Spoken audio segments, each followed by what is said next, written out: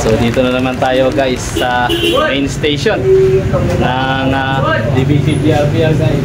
So nakakurot tayo ng contest sa tag team. So yun ang iro-rolling natin ngayon guys. Malay mo, makaisa ulit. Let's go!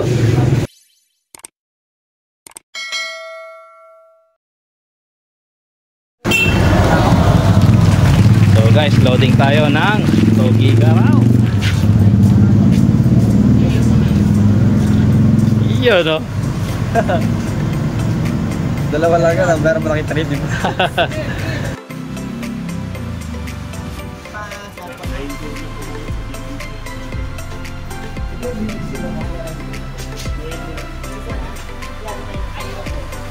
Tag team.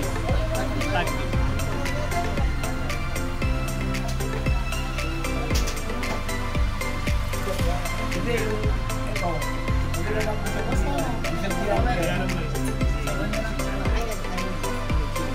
Ating mga coordinators guys. So nawa guys ay pala rin naman ang ating mga ibon at isinama nga natin sila sa lahat ng kategory. Nang sa ganon ay may laban naman dahil naka-OB category nga ang ibon na to. Kaya minabuti ng inyong lingkod na isali lahat sila sa pwede nilang salihan itong fourth lap na derby na ating ginagawa ngayon dito sa lungsod ng Tarlac. Buti na lang at nakakurot tayo at tayo ang nanalo sa tag team. Kaya minabuti ng inyong lingkod na gamitin ang ating pinanaluhan sa lahat ng mga kategory na pwede nilang salihan.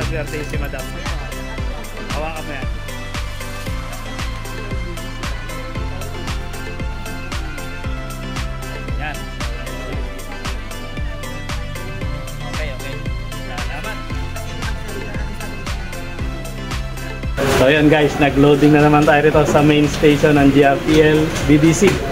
So abang-abang tayo by Saturday kasi nga may bagyo. So pinagilikan nga ng pamanuan na mag-release ng Saturday. At ngayon nga ay Thursday. So bali Saturday ang release nga. Saturday po release no? Yes. Okay, so Saturday para iwas po so ika nga. Para naman makauwi ng ligtas ang ating mga ibon. So ito po ang ating mga kasamahan.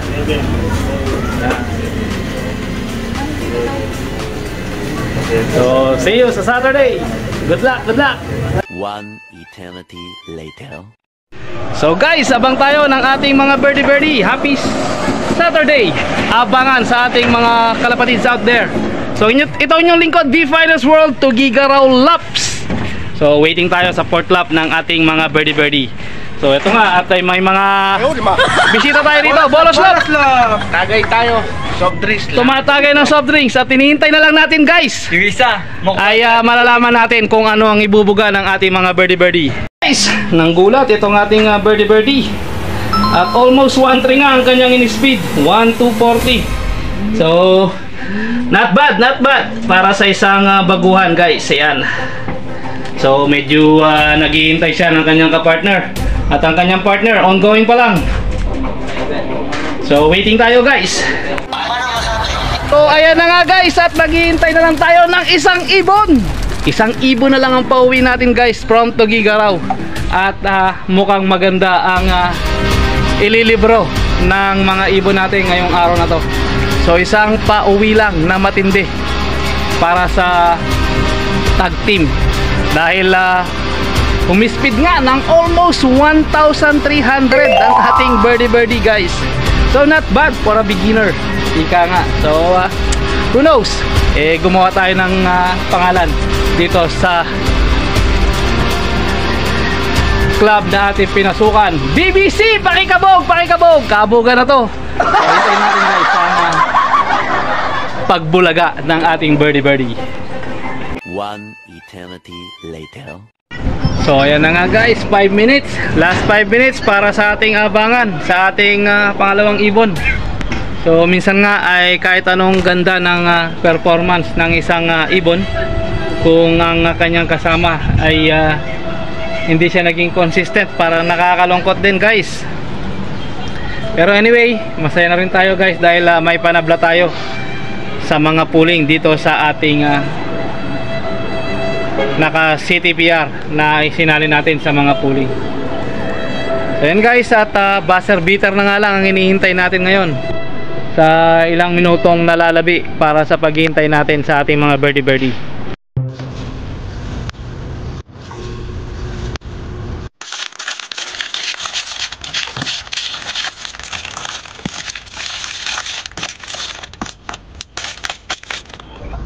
At syempre, imimix natin yan ng mani, guys. Ayan.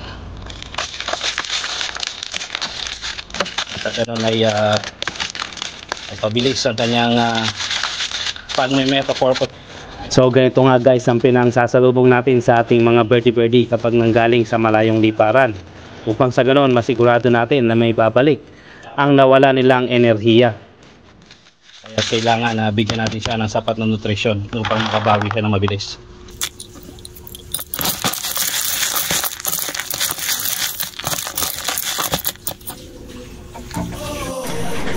So yes, ito ang inyong lingkod, the finest world. Always choose to be happy and be courteous to others. And let the Lord God Almighty be the center of our life. Bye for now and God bless.